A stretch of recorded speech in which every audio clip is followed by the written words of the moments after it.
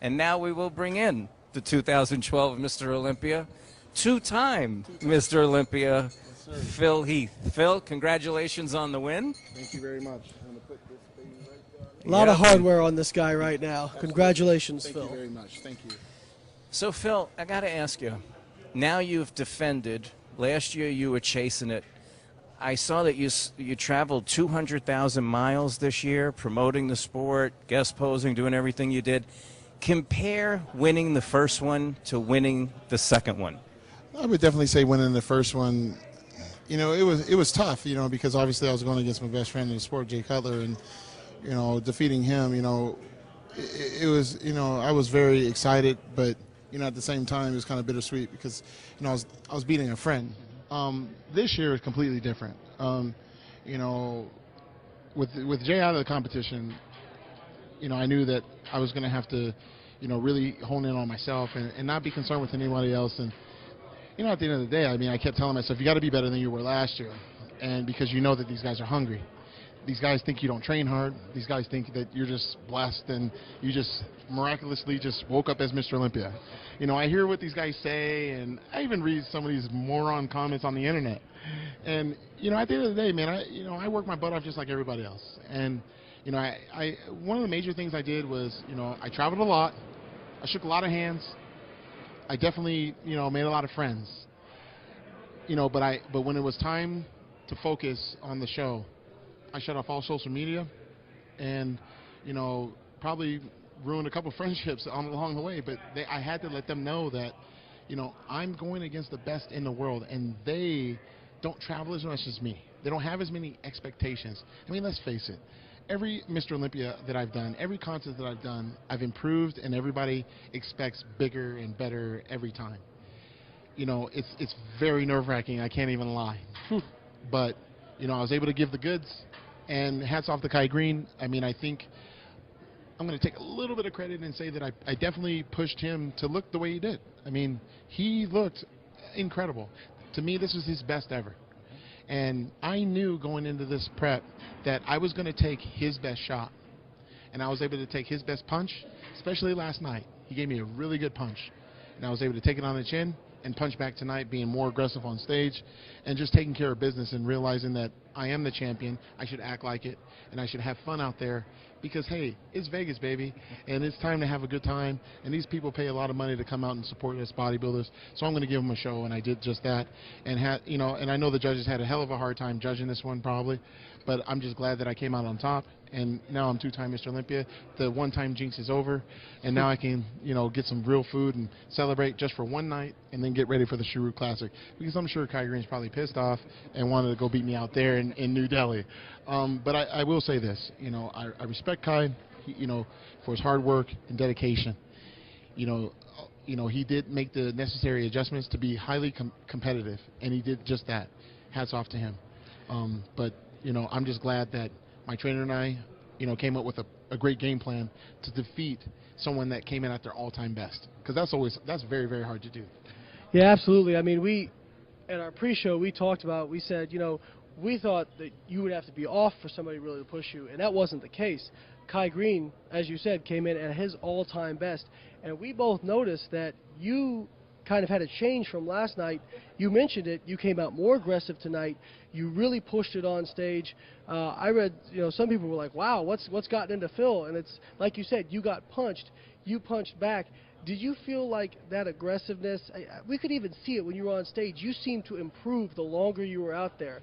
Is posing like that, posing real hard, is that something you practice a lot to expect that sort of battle? I just think growing up, I'll be honest, man, growing up playing basketball on a blacktop, playing basketball in Division 1A, you know, being 5'9", playing at that level, you have to have some fire in your belly. And you have to have, you know, heart. And a lot of people have questioned my heart for the past year, and I really can't understand that. How can you question the heart of a champion, a Mr. Olympia champion? And a lot of people just made it seem like, you know, like I didn't deserve it. And I was just handed all this other stuff. And I started thinking about that last night. I was like, you know what? I worked my ass off. I worked my butt off to be on the stage. I worked my butt off to be Mr. Olympia. I'm going to show everybody why I'm Mr. Olympia. I'm going to show them what a true champion is. And I'm going to show them what a true athlete is. While these guys are hugging the rails, gasping for air, I'm thinking back at those times where I had to run 5-10 miles a day playing basketball.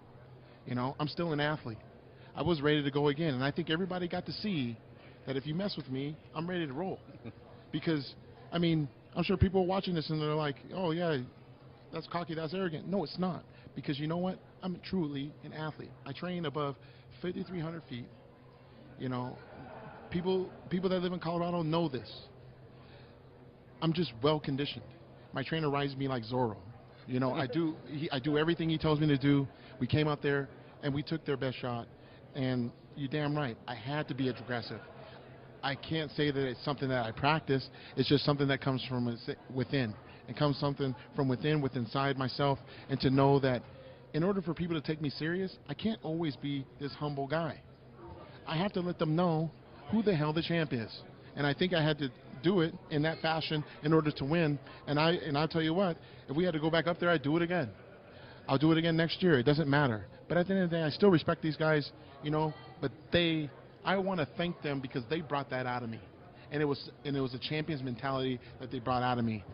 And that's a good thing, because as I go to the gym now, my whole goal is to never let it be that close again.